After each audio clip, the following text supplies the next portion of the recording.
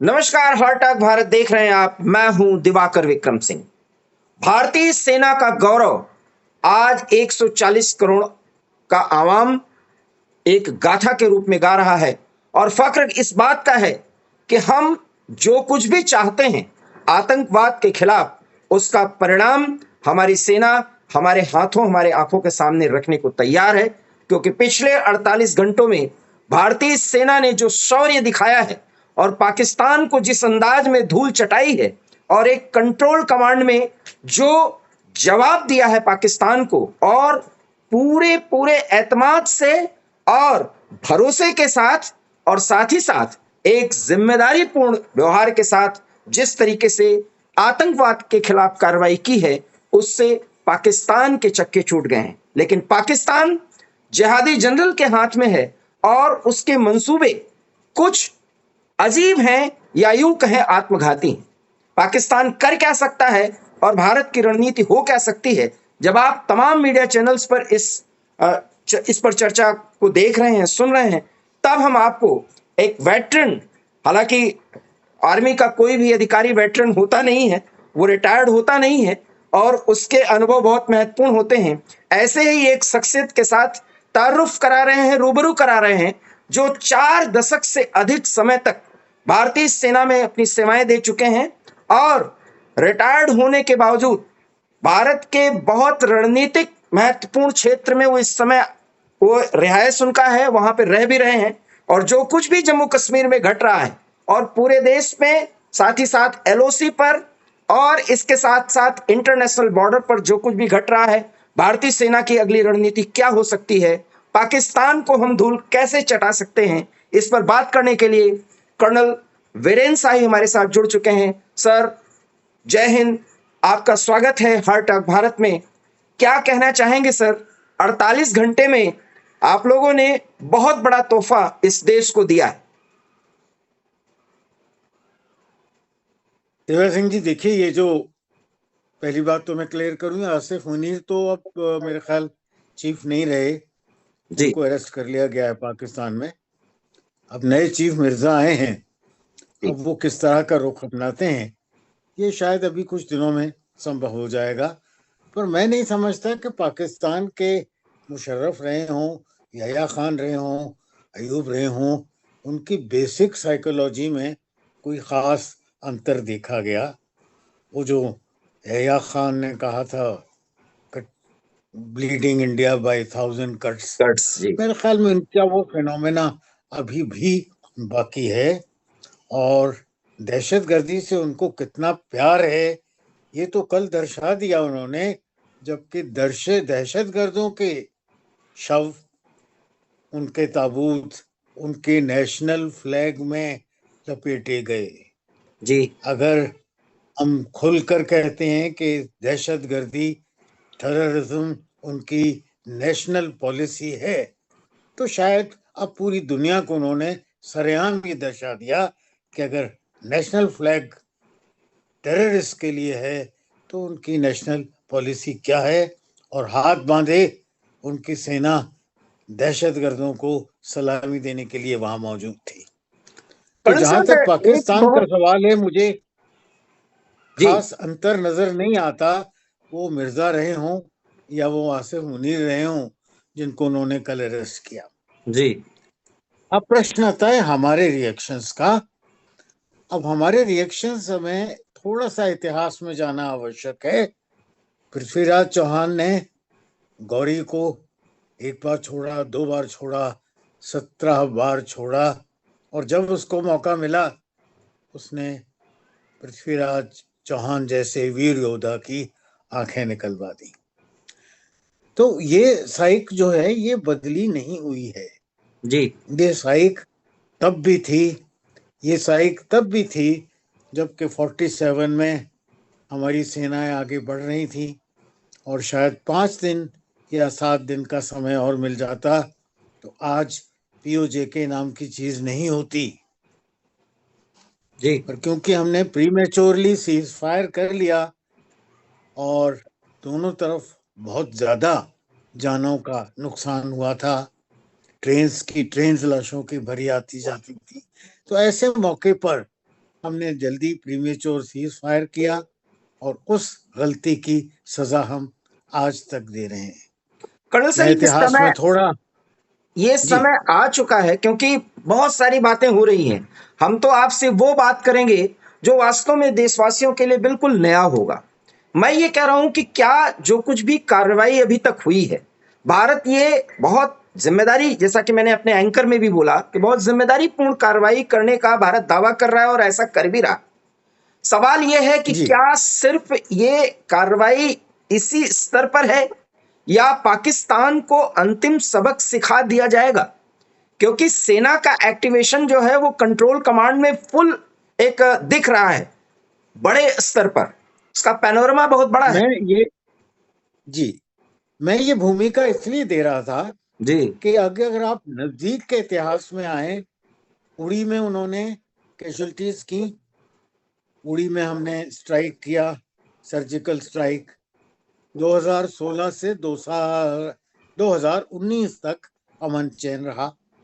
फिर 19 में उन्होंने पुलवामा में हरकत की, फिर हमारा एयर स्ट्राइक हुआ, ज्यादा कैजुअलिटीज हुई, ये सर्जिकल स्ट्राइक से बड़ा था, जी तो इसका असर थोड़ा ज्यादा चला। जी और अब 2025 में उन्होंने फिर वैसी ही हरकत कर दी। हम्म तो अगर हमारा रिएक्शन सीमित होता रहेगा तो हम्म, एक्शन होते रहेंगे, रिएक्शन होते रहेंगे और फिर एक्शन होते रहेंगे और फिर रिएक्शन होते रहेंगे। बिल्कुल तो ये सिलसिला कब तक चलता रहेगा? राइट। कब तक हम मांगों के सिंदूर उजड़ने देखने लगेंगे? जी जी इसलिए बड़ा अप्रोप्रिएट, बहुत सोचा समझा नाम इसको प्रधानमंत्री ने दिया कि इसको ऑपरेशन सिंदूर कहा। अब इस एक्शन रिएक्शन वाली टीम से हमें बाहर निकलना चाहिए हम्म। और वो तभी हो सकता है जब हम उनका जो ये बार बार फन उठाना है, उस फन को हर बार झटक ना दें, उसको सर्प को भी मारें और मारकर उसका सर भी कुचले। और ऐसा करना मेरी दृष्टि में अब समय आ गया है कि और टालना नहीं चाहिए। क्या आपको नहीं लगता, इसके साथ ही मैं ये भी जी आपको ये नहीं लगता कि इस जो बात आप करना चाह रहे हैं वो ये है कि अगर जी हम पीओजेके को अपने कंट्रोल में लेंगे तभी समस्या खत्म होगी? क्योंकि पीओजेके में ही आतंक का पूरा गढ़ है, उनका एक इंस्टॉलेशन है, वो मिलिट्री इंस्टॉलेशन नहीं, वो आतंकवाद इंस्टॉलेशन है, आतंकवादियों का गढ़ है। और अब तो आप देख रहे होंगे कि वहां का रक्षा मंत्री ख्वाजा आसिफ ये कहने को मजबूर हो रहा है कि हमारे मसाजिद में पढ़ने वाले लड़के जो है वो फ्रंट पर जाएंगे। जनरल मुनीर मौलाना के अंदाज में बातचीत ही कर रहे हैं और वो हाफिज भी रहे हैं, ये तो आप जानते ही हैं, आपको बताने की जरूरत नहीं है। जी तो सर ये जो हम आगे बढ़ चुके हैं, क्योंकि कराची को भी हमने हिट किया है और एलओसी पर क्या कुछ हो रहा है ये तो आप वहां बैठे हैं, आपको पता है।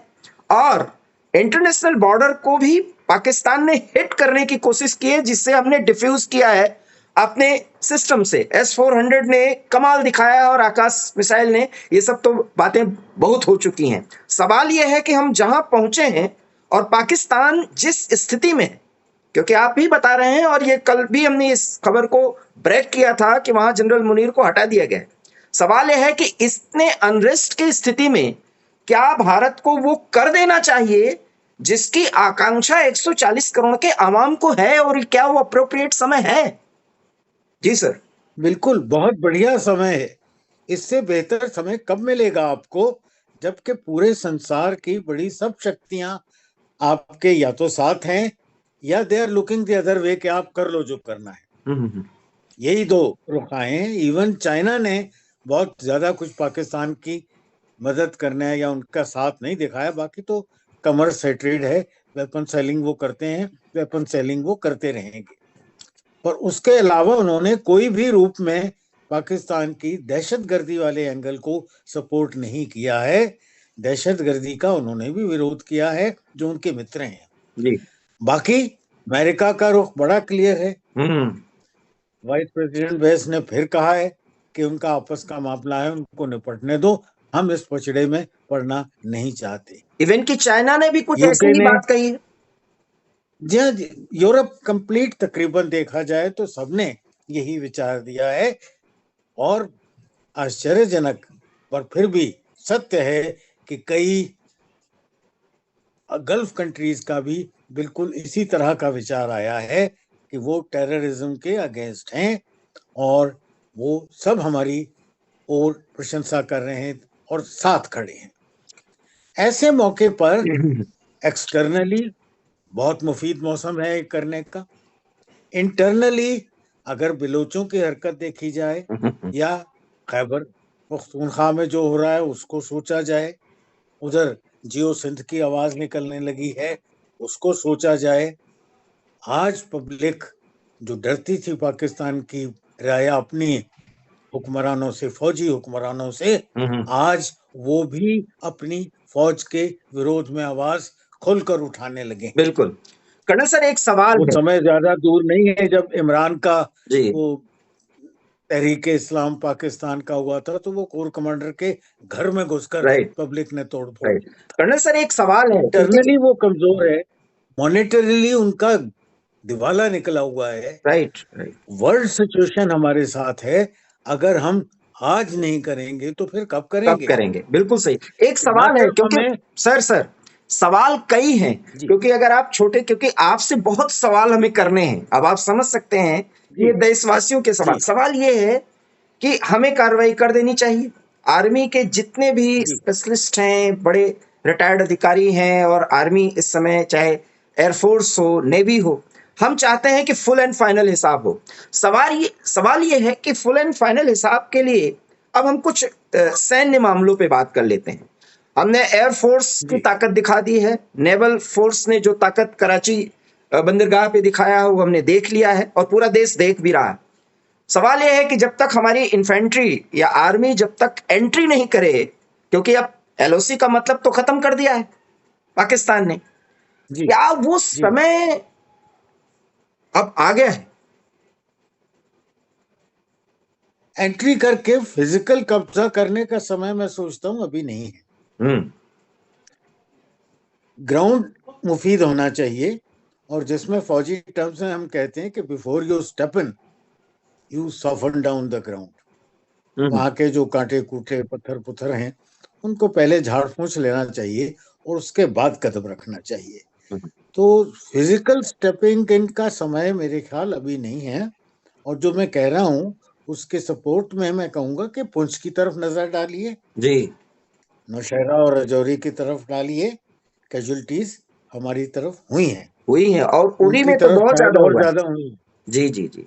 उनकी तरफ और ज्यादा हुआ है, बहुत ज्यादा हुआ है, फिर भी कैजुअलिटीज हमारी हुई हैं। हम्म। और एज ए फौजी, एज अ भारतीय, मेरे लिए हर जान की कीमत है। ये जो तो कैजुअलिटीज अगर हम थोड़ा ये जो जी कैजुअलिटीज हो रही हैं सर, वो इन्हीं क्षेत्रों में है, कश्मीर के और खास करके एलओसी के इन्हीं क्षेत्रों में, और वो नागरिक और इन अदर वर्ड्स पीओए के और सीज लाइन ऑफ कंट्रोल के आर पार हो रही हैं। हम्म तो ये और एरिया अभी उतना सॉफन डाउन नहीं हुआ है हम्म जितना के स्टेप इन करने के पहले हो जाना चाहिए। हम्म। दूसरी चीज, ये बड़ा छुपा सीक्रेट नहीं है कि पाकिस्तान के पास लगभग 4 दिन 5 दिन का एमुनिशन है। जी जी। वो बाकी बेच यूक्रेन को बेच दिया उन्होंने, यूक्रेन को। और एमुनिशन इतनी जल्दी रिप्लेनिश करना शायद उनके लिए संभव नहीं हुआ। हम्म। तो 4 5 दिन उनको ये धूम धड़ाका पटाखे बजा लेने दो भाई। अच्छा अच्छा। तो हमें एक जल्दी हमें जल्दी किस बात की है? बहुत बड़ी बात आप कह अब रहे हैं, इसका मतलब है कि भारतीय सेना इनको 5 से 6 दिन तक एलओसी पे जो ये धूम धड़ाका कर रहे हैं वो एंगेज कर रही है। दूसरी बात मैं याद दिलाना चाहूंगा, क्योंकि फौज भी अपने लेसन्स पीछे ऑपरेशन से लेती है, जी जी जी हर फील्ड में अच्छा होता है, पर फौज के लिए ये बात बहुत महत्व रखता है। याद करिए ऑप विक्रम, जी जी। ऑप पराक्रम। अब ऑप पराक्रम में वाजपेयी जी ने क्या कहा था? उन्होंने जाकर सेनाएं खड़ी कर दी, इन्होंने भी सेनाएं खड़ी कर दी, हम्म और 40 दिन के बाद हालत वो आ गई थी हम्म। कि उनकी हिम्मत नहीं थी वहां रुकने की, और वहां रुकने का खर्चा, जी जी जी। बॉर्डर पर टैंकों की पेट्रोलिंग कराने का खर्चा उनको इतना पड़ा कि वो पहला बड़ा तगड़ा ब्लो था पाकिस्तान की इकोनॉमी पर, जिससे वो पूरी तरह फिर उभर नहीं पाए। आज भी जब वो बॉर्डर पर इतना हरकत करके और इतना अपनी फौजों को आगे लेकर आए हैं, तो पीछे से उनके गले सूख रहे हैं, पानी बंद हो गया है। तो थोड़े दिन प्यासा रहने दो, थोड़े दिन भूखा रहने दो, और ये जो पटाखे उनको, अब क्या हालत हो रही है उनकी।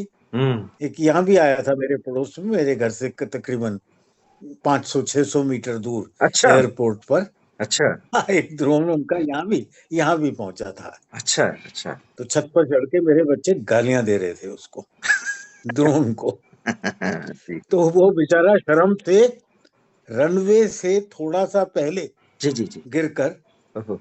तबाह हो गया, और उस पूरे ड्रोन ने एक ही डैमेज किया, वो था कि उसका अपना शरीर डैमेज हो गया। कर्नल सर, उसकी डबरी एक बड़ी बात सामने आ उसकी रही है, डबरी और देखिए। उठाकर अब वो उसके मोमेंटो बनाए जाएंगे। हाँ, तो अगर वो इस तरह के पटाखे चला रहे हैं, जी जी। तो उन लोगों को कर लेने देते हैं, 4-5 दिन उनको एम्युनिशन खर्च कर देते हैं। भारत में हम एक साइक सी बन गई है कि हम बड़े तुरंत रिजल्ट मांगते हैं, इमीडिएट। उड़ी का जी आपने 5 दिन कर दिया था, तो वो बालाकोट में 10 दिन क्यों लग गए? डबल दी टाइम, और कुछ नहीं कर रही है भारत सरकार। अब बालाकोट का भी तो 4 हवाई जहाजों ने अटैक किया, जी जी। 6 उनके एस्कॉर्ट में गए, 2 चारों तरफ इलाके में नजर रखने गए और उनके सायरन शायरन साइलेंट करने के लिए। उस सिलसिले में 13 दिन लग गए थे, 13th डे हमने अटैक किया था। अब इतना बड़ा मैसिव अटैक, जिसमें आपने आर्मी, नेवी, एयरफोर्स तीनों को इन्वॉल्व किया। एक्टिवेट कराना है, जी। कितने मिसाइल सेंटर को एक्टिवेट कराना है, इसमें कितनी उतावली हो गई थी पब्लिक कि जी। इन्होंने करने कुछ नहीं है, हम्म। इन्होंने तो बिहार का इलेक्शन कराना है, इसलिए ये नहीं, सब कर रहे हैं, अब तो पब्लिक वरना इन्होंने उतावली करने। नहीं है। कितने कितने कितने कितने भद्दे क्रिटिसिज्म सही बात आए है। थे हमारी फौज के लिए, हम्म हमारे प्रधानमंत्री के लिए, हमारे सरकार के डिसीजंस के लिए, हम्म फॉरेन अफेयर्स के डिसीजन के लिए। और गलत गलत बातें आ रही थी, और मीडिया भी, आज क्या हुआ, आज रात हम्म क्या हुआ, कल क्या हुआ, अरे इतने घंटे गुजर गए। अच्छा, कुछ ने दिनों की जगह घंटे गिनने शुरू कर दिए, हम्म मांगे उजड़ी हुई हैं, तो क्या हो गया इतने अरसे से, हम क्यों रिएक्ट नहीं कर रहे हैं? अरे सब्र करो यार, मिलिट्री ऑपरेशन में आप अपनी हथेली पर घास नहीं उगा सकते, राइट। बहुत से पैरामीटर देखने पड़ते हैं, हम्म बहुत सी प्लानिंग करनी पड़ती है। और ये अगर उन्होंने रिएक्शन किया तो क्या करना है, दूसरा रिएक्शन किया तो क्या करना है, उसके कंटिंजेंसी प्लान्स होते हैं। जी जी जी। शतरंज की तरह के, अगर ये घोड़े से चलेगा तो हमने क्या करना है, वो प्यादे से चलेगा तो हमने क्या करना है, फीले से चलेगा तो क्या करना है, हाथी से चलेगा तो क्या करना है। और उन सब चीजों को तैयार किया जाता है, उनको प्लेस किया जाता है, उनको आर्म किया जाता है, हम्म उनको एक्टिवेट किया जाता है। हम्म। कुछ तो ऐसी चीजें हैं जिनकी बैटरी चार्जिंग में भी 3 दिन लगते हैं, जी कुछ जी। कुछ ऐसी बैटरीज हैं। अब मैं ज्यादा टेक्निकल डिटेल्स बिल्कुल में नहीं जाऊंगा, बिल्कुल बिल्कुल, और पर मैं कुछ ले भी नहीं ऐसे जाना चाहता वेपन्स सर। हैं, जी जी। कुछ ऐसे वेपन्स हैं जिनकी चार्जिंग में 3 से 5 दिन लगते हैं। Right right. तो इस तरह के कामों के लिए कि आज नहीं जो कुछ और कुछ नहीं कर रहे हैं, ऐसा नहीं, शांति से देखिए। एक बहुत बेहतरीन कमेटी हमारे गवर्नमेंट ने बनाई है, तीनों चीफ हैं उसमें, सीडीएस हैं उसमें, जी। रक्षा मंत्री हैं उसमें, विदेश मंत्री या उनके एक प्रतिनिधि वहां पर हैं, फाइनेंस का वहां पर भी इतना खर्चा खर्चा होता जाएगा। हम्म तीसरी से हम चौथी, पांचवी से चौथी इकोनॉमी हमारी अब बन गई, फिर भी टोटल बजटिंग में क्या होगा, हर तरीके से सोच समझकर। बाकी फॉरेन का, किस किस कंट्री का क्या रुख है, उस सब को भी लगातार मॉनिटर और स्टडी किया जाता है। कई बार वेदर स्टडी किया जाता है राइट कि राइट। हम अपना डी डे, जिस दिन हमने हमला करना है, उस दिन ताबड़तोड़ बारिश तो नहीं होगी। हम्म वो भी चीज है। अब गन्स के फायर पर, जो लॉन्ग रेंज गन्स हैं, 30 किलोमीटर 40 किलोमीटर जाने वाली, उनको हवा का असर पड़ता है। हम्म। राइट। उस गोले का एक्यूरेसी पर हवा का असर पड़ता है। अगर 20 किलोमीटर की हवा चल रही है, तो उसका एम उसके हिसाब से एडजस्ट होता है। हम्म अगर 40 किलोमीटर की हवा चल रही है तो उसका गोला उस हिसाब से एडजस्ट होता है। जिस दिन हमने उस गन का प्रयोग करना है उस दिन की वेदर फोरकास्ट क्या। बहुत सी चीजें, warfare is a very scientific affair. वो युग चले गए कि हम घोड़े पर तैयार हुए, तलवार उठाई और जंग में शामिल हो गए, या हाथी पर बैठे और असॉल्ट कर दिया। तब भी वेदर का असर होता था। दलदल है, जंगल है तो उसकी कटाई करके जाना है, रास्ता बनाना है। तो इन सब चीजों के कई असर होते हैं। अगर आप पैराट्रूप्स यूज कर रहे हैं तो हवा का बहुत फर्क पड़ जाता है। वो यहाँ लैंड करने की जगह वो कहीं एनिमी कैंप में लैंड कर जाएगा बेचारा, बिल्कुल अगर हवा बिल्कुल। उस तरफ की है। कर्नल सर, वो सब चीजें सोच विचार करके प्लानिंग होती है। बिल्कुल। इसमें जल्दबाजी नहीं करनी चाहिए। बड़ी अच्छी कमेटी है। मैं समझता हूं कि इस मामले में फैसला करने योग्य जो हमारे बेस्ट ऑफ बेस्ट हैं वो सब इस कमेटी में शामिल बिल्कुल हैं। मेरा देशवासियों से, आपसे, मीडिया से सबसे प्रार्थना यही है कि इन पर दृढ़ विश्वास रखें, उनसे सहमति बनाए रहें, बिल्कुल। अफवाहों से बचते रहें और let's wait and see. Waits and see. Sir, आपका जो ये आत्मविश्वास है, ये साफ संकेत दे रहा है कि हम बहुत बड़ा करने जा रहे हैं। सवाल ये है कि बिल्कुल हमें समय का इंतजार करना चाहिए, अपनी सेना के साथ होना चाहिए।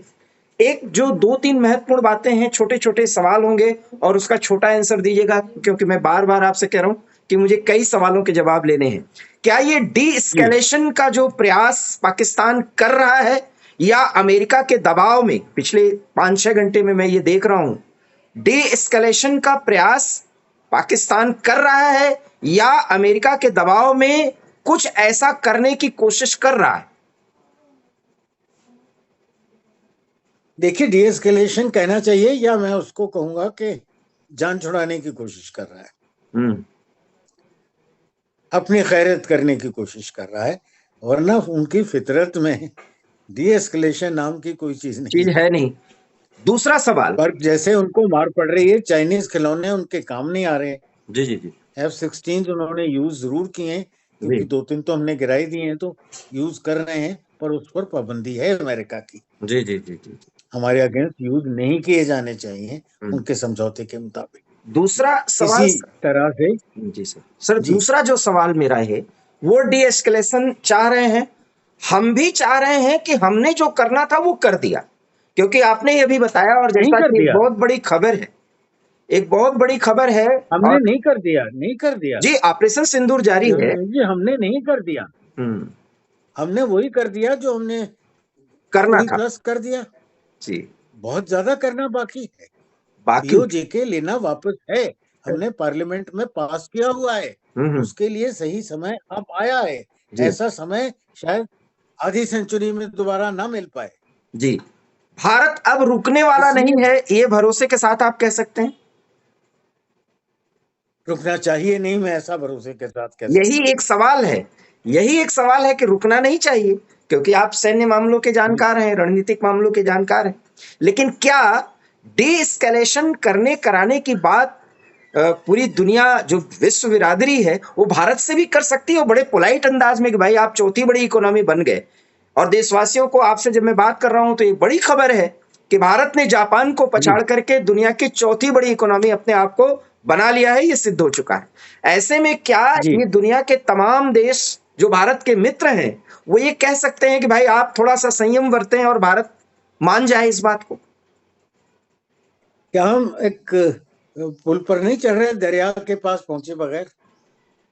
जब वो ऐसा करेंगे जी। उस वक्त सोच विचार कर लेंगे कि भी स्ट्रिक्ट हो जाना चाहिए या नहीं होना चाहिए। हम्म। ऐसा इमेजिन करके कि विश्व नहीं चाहेगा, कि पूरा विश्व भुगत रहा है ना ये दहशतगर्दी से। तो इजराइल का युद्ध क्या है? जी जी इसी तरह दहशतगर्दी से शुरू हुआ था ना। जी जी आईएसआईएस क्या है? दहशतगर्दी का ग्रुप है ना। जी जी हूती क्या है? दहशतगर्दी का ही ग्रुप है ना। जी। कुकीज क्या है? दहशतगर्दी का ही ग्रुप है ना। बिल्कुल सर, तो कर्नल सर। संसार ये देख रहा है कि हमें दहशतगर्दी से निपटना है। हर मीटिंग में, हम्म। हर मंच से भारत ने ये कहा है कि दहशतगर्दी को पूरी दुनिया ने लड़ना है, और हमारा ये स्ट्राइक जब 9 जगह की, उसके बाद विदेश मंत्री का पहला वक्तव्य ये था कि भारत ने संसार को बताया है कि दहशतगर्दी is the biggest menace, whole world has to fight it with zero tolerance. This was the first tweet from the foreign minister. जी और ये पूरे संसार को दिया है। इस बात को किसी ने खंडन नहीं किया। इस बात को पूरे संसार ने हजम किया है, एक्सेप्ट किया है। तो जब ऐसा चल रहा है तो हम क्यों विरोधाभास में पड़ रहे हैं? अगर वो कल को कहें तुम बंद कर दो, और अगर वो कह भी दें तो क्या संसार में हर एक की हर बात मानी जाती है? बिल्कुल बिल्कुल।